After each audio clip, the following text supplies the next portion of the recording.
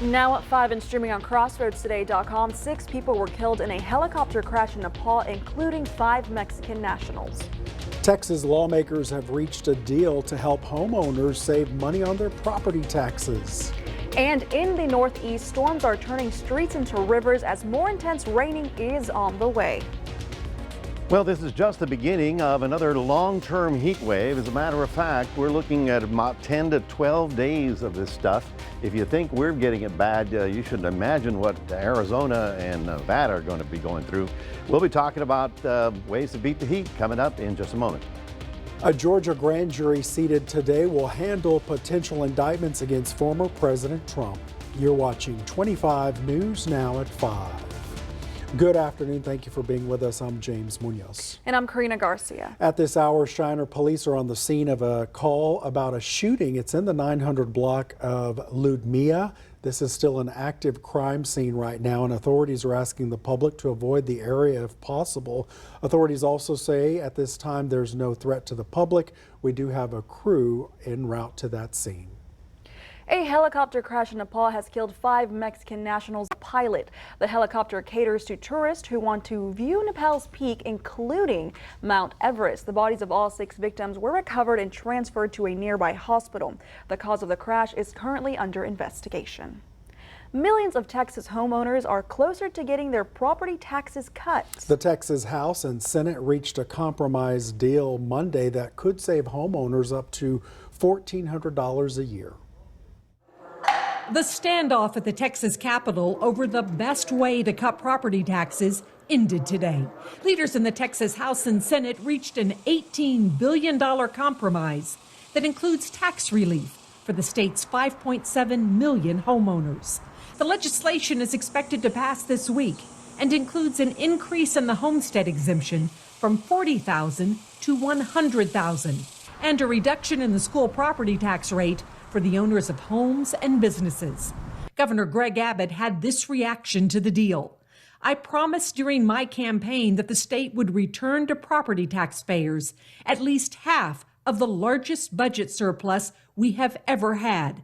Today's agreement between the House and Senate is a step toward delivering on that promise. That was a little surprising to me. But Representative Vicki Goodwin thinks the deal is premature. She said renters needed to be included in property tax relief. If they had rented last year and their landlord provided a letter saying they paid their rent for 12 months, they would actually get 10% off of their last year's rent as a rebate. The Democrat also wants to see a teacher pay raise that was stripped from the bill put back in the legislation. Despite the sticking points, she's optimistic the House and Senate are ready to move forward. I do think that we will get to a final bill this second special session and pass something. The Texas House and Senate will be back in session tomorrow to work on this proposed legislation that could deliver the biggest tax cut in Texas history. And this brings us to your viewer poll. Scan that QR code on your screen to vote now. The question is, do you think the deal reached by the Texas House and Senate for property tax cuts is good? Yes or no? We want to hear your opinion on this. Come to crossroadstoday.com/vote to take part. And we're going to have an update tonight on 25 News Now at 6. The city of Victoria has entered stage 2 of its water contingency plan. All residents are required to limit non-essential water usage during the hours of 6 a.m. to 10 a.m. and from 8 p.m. to midnight. The city of Victoria says the city has been in stage 1 of the plan since April, which was triggered when the Guadalupe River fell below its normal water levels. For a full list of the water restrictions, check out the article on crossroadstoday.com. Republican Senator Tommy Tuberville of Alabama doubled down Monday on remarks he previously made about whether white nationalists should be allowed to serve in the military. This comes after Senate Majority Leader Chuck Schumer called on him in May to denounce white nationalism as un-American and stop his hold on military nominations. When asked if he believes white nationalists should be allowed in the military, he responded, quote, "I call them Americans." Can you explain why you continue to insist that white nationalists are American? Listen, I'm totally against racism. And if the Democrats want to say that white nationalists are racist, I'm totally against that too. But that's not a Democratic definition. The definition of a white nationalist well, is that's your definition. My definition is racism bad. Next question. The definition is that the belief that the white racist out of the question. So do you Next believe that question. white nationalists are racist? Yes, if that's what a racist is, yes. Previous backlash stemmed from comments Tuberville made in an interview with an Alabama radio station. All right, we got lots more ahead, but let's stop and check the weather. Mac, remind us why it's so important to show those heat indices you show. Yes, because at this time of year, you know, we can deal with hot temperatures. It's the humidity that doesn't allow your body to cool down because you perspire, right? And the perspiration doesn't evaporate. Evaporative cooling, that's how we cool the body. So if you keep pumping up the perspiration and you don't cool, your heart goes into overtime. 96 right now, we hit a 97 as a high temperature, and it only gets worse from here. So we'll be talking more about it coming up in a moment. Mac, the Northeast was battered by multiple rounds of intense rainstorms over the past 2 days, with more on the way. Streets look more like rivers, and some drivers got trapped, forcing water rescues and evacuations. More than 4 million people are under flood alerts across the region today, including parts of New York, Vermont, New Hampshire, and Maine. Vermont's governor says the flooding brings to mind Hurricane Irene, with numerous rivers across Vermont swelling higher than levels reached during that hurricane. Make no mistake, the devastation and flooding we're experiencing across Vermont is historic and catastrophic. Floodwaters continue to rise in some places, like our capital city, and have surpassed levels seen during Tropical Storm Irene. In New York, one death was reported. A 35-year-old woman died swept away by floodwaters. Earlier today, President Biden approved an emergency declaration for Vermont. Now FEMA can coordinate disaster relief to those affected counties. The Georgia grand jury handling potential indictments against former President Trump was selected and sworn in. Trump is accused of trying to overturn the 2020 presidential election results in that county and that state. Fulton County District Attorney Fani Willis launched the investigation in early 2021. A redacted report with charging recommendations was issued, with the new grand jury using that to decide whether Trump should face indictment. Willis said a final decision could come next month. Trump and his Republican allies deny wrongdoing. Pack the Bus registration underway for children in need of school supplies. To receive school supplies online on the Faith Family Church website, visit fcc.com/packthebus. Supplies will also be given Saturday, August 5th at the Faith Family location on Mockingbird. For questions about registration, stop by Faith Family Church Monday through Thursday from 9 a.m. to noon, or contact Stephanie Condingo at 361-573-2484. And follow us on Twitter at Crossroads Today. The Texas Tribune is reporting how thousands of Texans will face new barriers to accessing food stamps under this spring's deal to raise the federal debt limit. The new requirements could impact 44,000 Texans over the age of 49. And for more on today's news stories, come to crossroadstoday.com. Read an article about Israelis protecting against the government's plan to overhaul the judiciary. That's under news. And remember, we want you to subscribe to our YouTube channel, Crossroads Today. Hit the like button and click the notification bell. Stay with us. Straight ahead on 25 News Now at 5. The woman accused of fatally shooting her neighbor in Florida has pleaded not guilty. Also ahead, the Biden administration is taking action to warn and educate Americans about the dangers of extreme heat.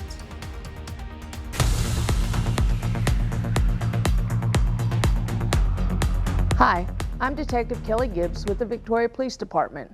Victoria Crime Stoppers, along with the Victoria County Sheriff's Office, is seeking information about a missing person. Noel Benavides Aguilar Jr. is a Hispanic male, 5'11", 160 pounds, with gray hair and brown eyes. He was last seen on Barbara Drive on Thursday, June 22nd, wearing a red shirt, black shorts, and black flip-flops. Mr. Aguilar has mental health issues and did not take his medication. If you have any information on the whereabouts of Noel Benavides Aguilar Jr., please call Crime Stoppers at 361-572-4200. You can also submit a tip by using the P3 Tip app on your Android or Apple device, or by visiting our website at crimestoppersvictoria.com. All tips are anonymous, and if you give information that leads to the location of Aguilar, you could earn a cash reward. With the Victoria Police Department, I'm Detective Kelly Gibbs.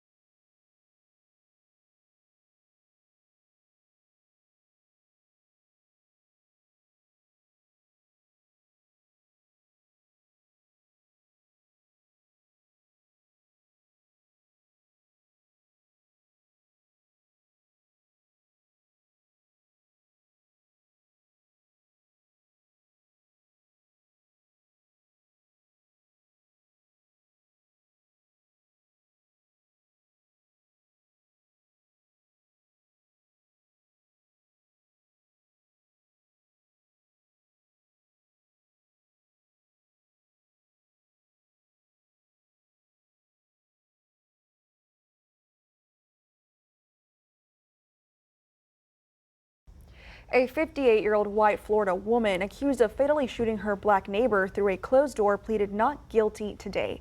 A court spokesman said Susan Lawrence waived her right to an arraignment. She is charged with manslaughter and assault.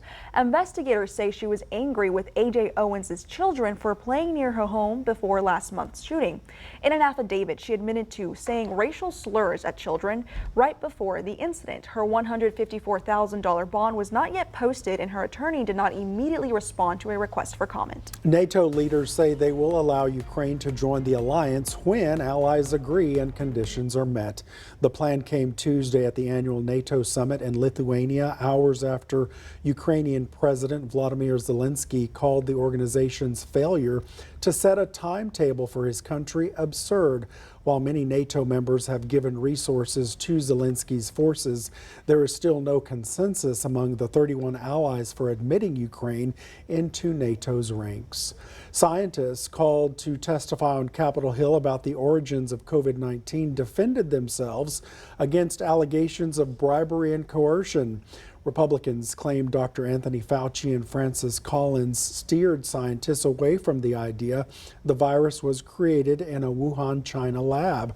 Scientists said evidence disputed the lab theory. They said the genetic changes allowing the virus to infect humans were imperfect, suggesting a natural occurrence. They say evidence pointing to a market in Wuhan as the source for COVID-19 is overwhelming.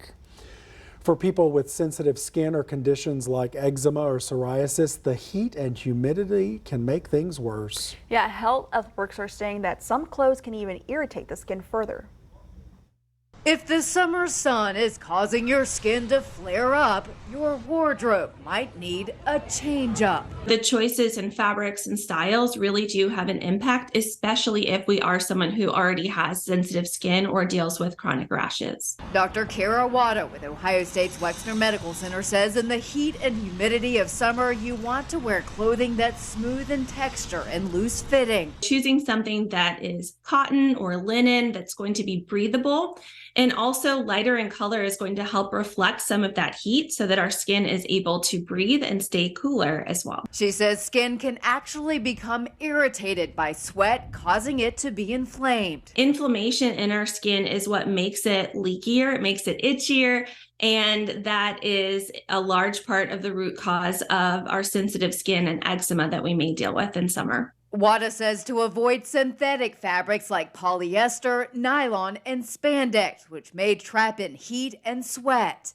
Flowier fabrics are going to be more comfortable. They're going to allow for more airflow and help our skin dry off in those areas that are getting a little bit moist. And make sure you lock in moisture with a fragrance-free lotion. WADA says even sweaty skin can get dry in the summer.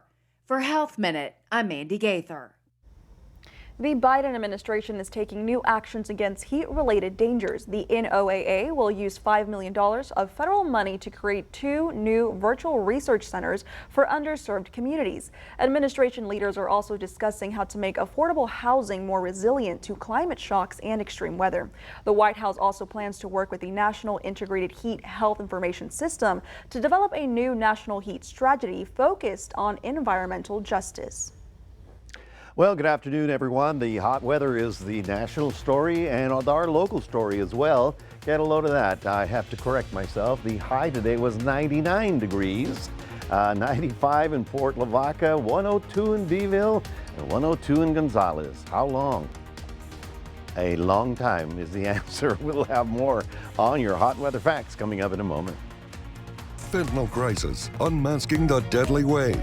Join 25 News Now weekend anchor Adam Seibel for a 25 News Now Extra, Thursday, July 13th at 10 p.m. We focus on the alarming rise of the deadly drug fentanyl. What you know about fentanyl is probably maybe 10% of the reality. Fentanyl is easy to make and cheap to get, and it has flooded communities across the United States, leaving a trail of devastation in its wake. Don't miss this eye-opening extra that could save lives.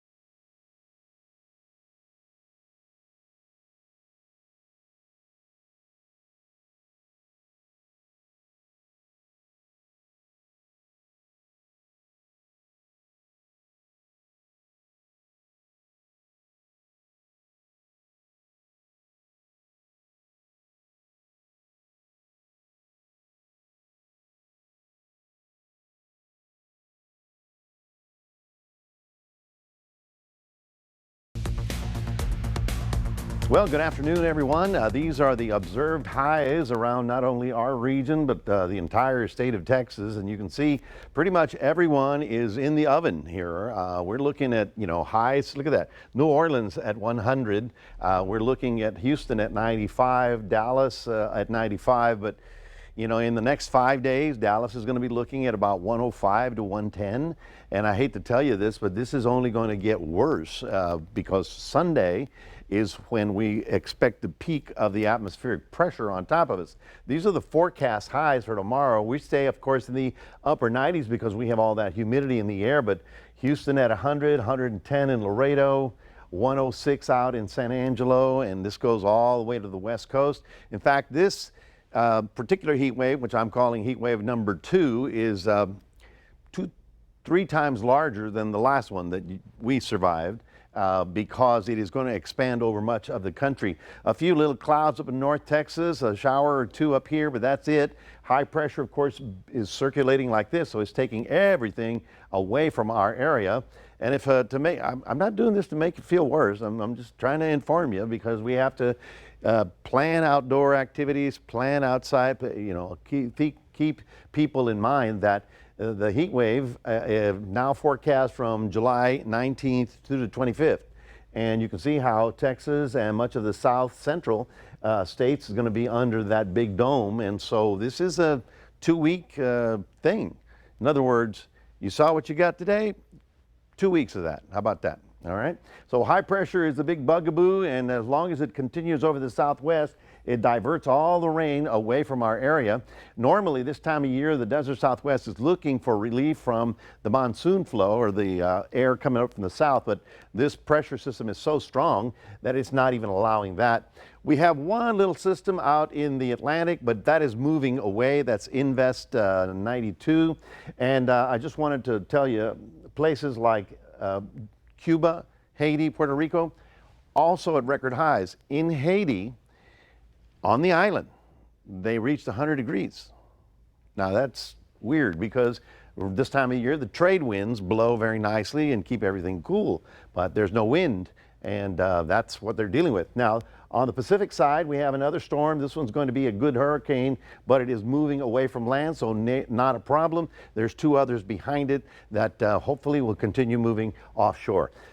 Mostly cloudy in the morning down in Port Lavaca because of the cloud deck, but it burns off pretty rapidly and we get up to a 94. As long as the breeze is blowing, it's relatively tolerable. It's when the breeze stops that you start really perspiring. A little cloud cover in the morning hours out in Cuero, but then they get up to 99 degrees as we continue with the oppressive heat. So once again, over this week, we'll stay at or about 100 degrees. The weekend looks like that's when the heat index is going to be rising. So whatever you had planned outdoors, try and take it inside. Okay, let's do the best you can.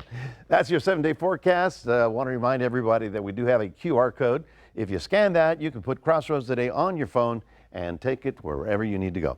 Now back to James and Karina. Mac, thank you so much. Coming up next, we're going to take a look at Wall Street. Plus, Microsoft can possibly close its Activision merger soon due to a federal judge's ruling.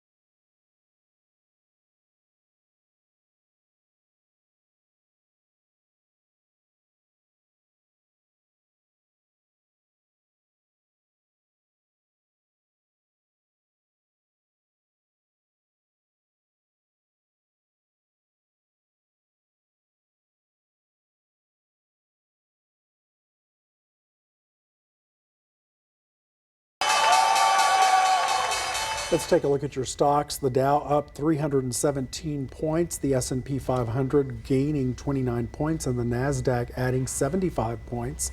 Oil up $1.84, closing at $74.83 a barrel. Microsoft could finalize a deal with video game giant Activision Blizzard in the next few days. A federal judge's ruling paved the way for the $69 billion deal. The FTC is challenging the deal and had requested an injunction. They argued Microsoft could withhold popular titles like Call of Duty from rival platforms like Sony PlayStation. A district court judge in Northern California said the government has not shown that outcome is likely. It's unclear if the FTC will continue its in-house challenge given this ruling. Stay with us. We'll take one last look at your forecast. Plus, 3 puppies rescued off the side of the road in California are now in need of a home.